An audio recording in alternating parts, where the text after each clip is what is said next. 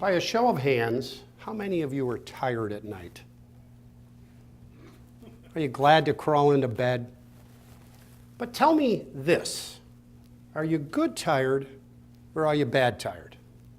I'll never forget the day I learned about good tired and bad tired. I learned this from the late singer-songwriter Harry Chapin. Have you heard of him? Taxi, WLD, Cats in the Cradle. That was his only #1 hit. Harry's good tired is the gift that keeps giving. The words of Harry and his grandfather were the inspiration for writing my book, Getting Off the Treadmill, Escaping the Race to Nowhere. Harry's grandfather was in his 80s when he shared good tired, bad tired with Harry. Listen to Harry's words. My grandfather was a painter. He died at age 88. He illustrated Robert Frost's first 2 books of poetry. And he was looking at me and he said, Harry, there's 2 kinds of tired. There's good tired and there's bad tired. Bad tired, ironically, could be a day that you won. But you fought other people's battles, other people's dreams, you lived other people's days, other people's dreams, and there was very little you in there. When you hit the hay at night, you didn't settle easy. Good tired could be a day that you lost, but you don't even have to ask yourself because you fought your battles, you lived your days, you chased your dreams. And when you hit the hay at night, you settle easy, you sleep the sleep of the just, and you say, take me away. He said, Harry, all my life I wanted to be a painter. And I painted, and I'm good tired, and they can take me away. He articulates the message in such a beautiful way. I wrote the book, as I mentioned, as an inspiration, but I wrote the book Getting Off the Treadmill because I believe people are in a daze. They're sleepwalking, not paying attention to where they're going. This is on the treadmill. This is being bad tired. About a year ago, my oldest daughter, after I was telling her all the things I was doing, she looked at me and she said, Dad, get off the treadmill. I was doing a lot of things. I was running 3 groups for Vistage. It's an organization of CEOs. Full-day meetings, 3 times a month. I was meeting with over 30 CEOs and business owners, 90-minute to 2-hour coaching sessions. I was the moderator of my church. It was almost a full-time job. Oh, and I was writing a book, and I was on a couple of boards, and I have 4 adult kids that I try to be a dad to, and I'm also married to my high school sweetheart. I was miserable. I was on the treadmill. I was writing about it, and I was on the treadmill. How often have you observed folks walking in the park with a baby stroller? Could be the parents, grandparents, caretakers. What have you noticed? They're on a cell phone. They're not paying attention. How about in your town where you are from, you watch people going through crosswalks? It used to be people walked when it said don't walk. No, that doesn't happen anymore. People are on their phones, they're texting. They're not paying attention. Getting off the treadmill is about being mindful, paying attention. What's important in life? Why can't we do it? We're in a 24/7 world nowadays. All these messages we get every day. Email, texts, Twitter, Facebook, LinkedIn friends. Oh my gosh, it's endless. Thousands of messages a day. Oh, if you go around in a bar or a restaurant nowadays, there's televisions on. It just sucks us in.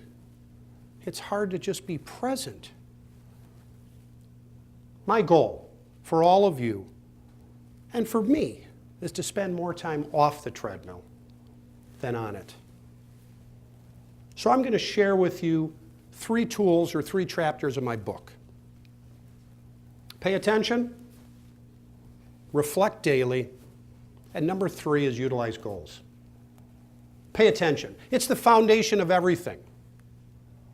Sustained, focused concentration. That is the definition of attention. Paying attention.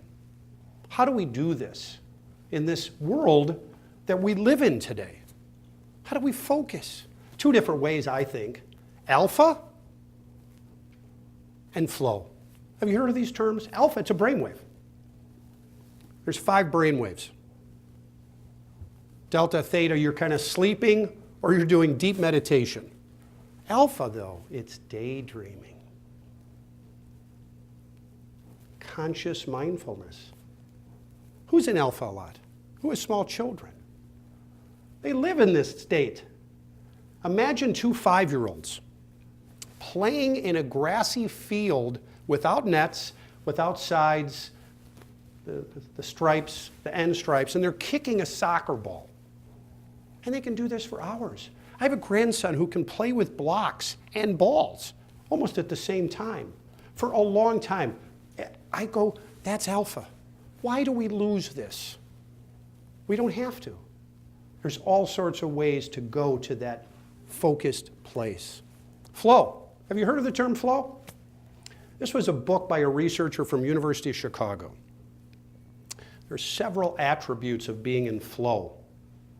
Timelessness, complete focus, serenity, ecstasy, and it's got to be somewhat challenging. He interviewed in his book thousands of folks, and you know what he found? Athletes, surgeons, they enter this state in their vocation, in their career.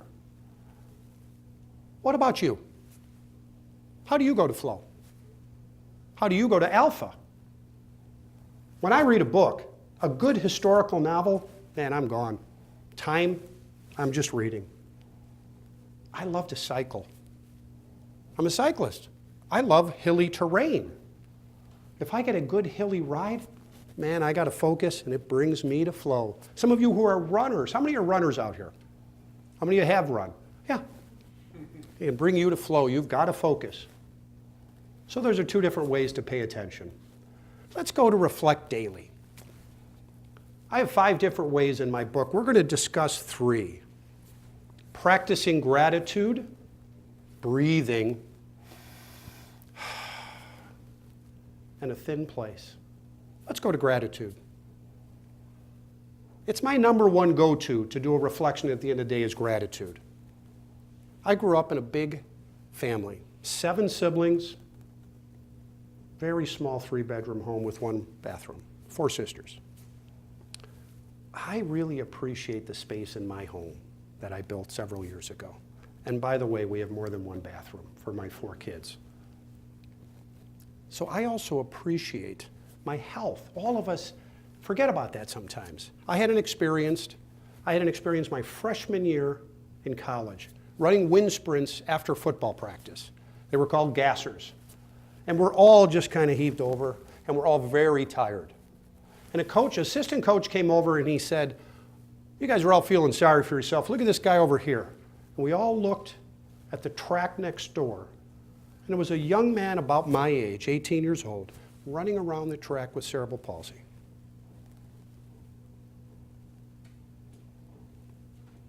I had never thought about how blessed I was to be able to do a wind sprint without limping. Gratitude, our health. There's ways to do it all the time to reflect. Our breath. You take a deep breath 3 times in an hour, every hour, clears your mind, resets you. So I was on a trip recently, and I got a little bit sick. I had some congestion, and I actually went and saw a doctor. And the doctor gave me an inhaler. It was only the 2nd time I had something like this. You know, when you can't breathe, it's a little unsettling. So I boarded my flight because I was going back home, and I sat next to Shelley. Shelley was on oxygen. We began to strike up a conversation. I said, Shelley, how long have you been on oxygen? She goes, since I was 42. I'm 66. I was a heavy smoker, she said. I said, oh, I'm so sorry. We got to know each other a little bit on the plane. And I asked her later, now, when you have this oxygen level and you're on it 24/7, you have your pack here, how do they know the level? She said, oh, I talked to my doctor recently, and he told me that I'm at the maximum amount, and I have about 12 months to live. She had COPD, chronic obstructive pulmonary disease. Boy, I thought about my breath a lot different after that. I experienced what I call is a thin place, a God moment, an experience where my heart was opened and a veil was lifted between earth and the divine. I'll always remember Shelley. I actually chatted with her about my book, and I said I would send you her a copy because we chatted a little bit about it. I've got one more question for all of you. How many of you remember Bob Richards? Ah, great. The 1952 and 1956 Olympic pole vault gold medalist. He was a spokesperson for Wheaties. I can remember him smiling and saying, breakfast of champions. In 1980, he changed my life.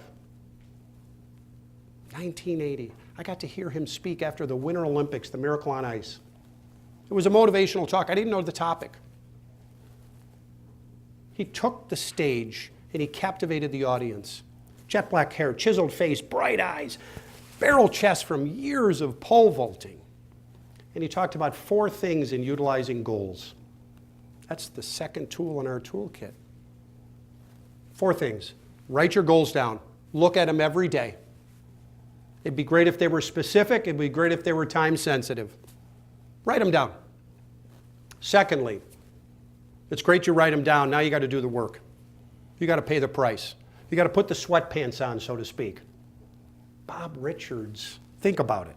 How many hours did he pole vault to be a gold medalist 2 times? A lot. We all have our metaphoric gold medal we go after, right? And we work hard at it. We work at our craft. The third thing, I'll never forget it. You've got to feel you deserve great things to happen to you.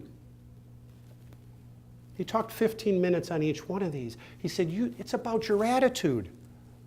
Have a positive attitude. Be grateful. You've got these great goals. You've paid a price. Feel good about it. And then the fourth thing, we can't always control the outcome. You could do all 3. He gave Olympic story after Olympic story of athletes who had worked so hard but didn't even get on the podium. Are they a failure? No. Because you know what Bob talked about? It's the journey. Enjoy the journey. Enjoy the voyage. If you're always looking to the destination, Harry Chapin again, it's got to be the going, not the getting there. That's good. Who are your Bob Richards? We may not be able to be on the cover of a Wheaties box, but we can inspire our family, friends, and colleagues. That is, if we get off the treadmill.